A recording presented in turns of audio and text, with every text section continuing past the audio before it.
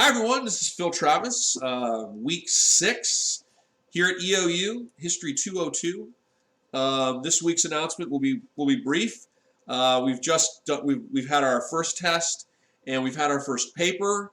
Anybody who did that paper, I'll get that graded soon, hopefully before Wednesday this week. We have a test next week.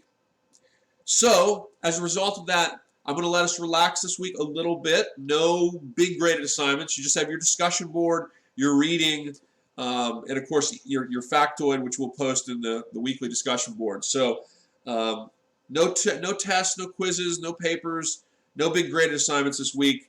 I'm going to try to give you a little down week so we can kind of relax a little bit before we have another test next week. Your reading for this week is from Give Me Liberty, chapter 20 and 21. Of course, your discussion forum, as usual, is a graded component. I have 2 videos up this week, so that's another reason why I kind of limited the amount of stuff we're doing, because I'd like you to watch both of the videos. The videos are meant to be effectively the Great Depression and the New Deal. They're 2 parts, and they're supposed to really go Great Depression to the New Deal, so you really kind of need to watch both of them. They're meant to go together seamlessly. So watch the 2 videos, engage in the discussion forum this week.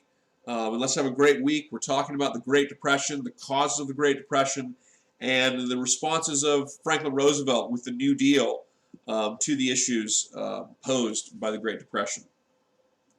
Factoid for this week.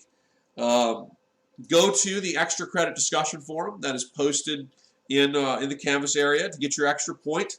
The factoid for this week is this. At the end of Herbert Hoover's presidency, as he was running in the election campaign against Franklin Roosevelt, the Great Depression had really become very bad, and there were many people who were out of work across the country. It was a very high unemployment rate. People were out of work. People were really struggling, and the Hoover administration did some things, but it didn't do a whole lot. It didn't do as much as maybe many people would have hoped.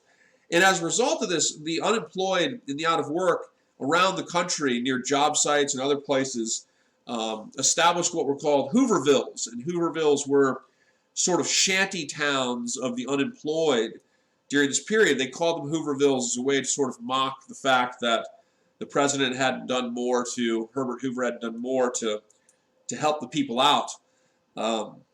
Interestingly, a Hoover flag was your pocket pulled inside out, and a Hoover blanket was a newspaper. And these were the ways that kind of the unemployed sort of ridiculed the less interventionist strategies of Herbert Hoover. Well, here's the factoid. There was a Hooverville constructed outside the nation's capital, and it was constructed by a group known as the Bonus Army. And these were World War I veterans that went to Washington to demand early payment of their pensions.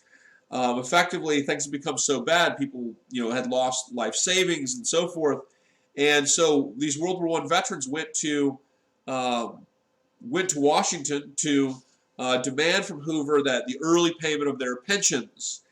And in response to this, the Hoover administration called none other than young military commander General Douglas MacArthur, who of course would be the famous general from World War II and Korea. And Douglas MacArthur was brought in, and he forcibly dispersed the Bonus Army in what's become known as the Battle of Anacostia Flats. So Douglas MacArthur called in to disperse the Bonus Army in the Battle of Anacostia Flats. Franklin Roosevelt, last thing, was noted as saying after this event, because this is a hugely controversial event, this looked terrible for Hoover. Here's the Hoover administration basically forcibly dispersing, World War I veterans, right? It looked terrible. And Franklin Roosevelt responded, and he responded on that day to one of his aides, and he said, "This elects me," basically saying that there's no way with this type of controversy that Hoover could defeat Franklin Roosevelt in the election. And let's have a great week. Let me know if you have any questions.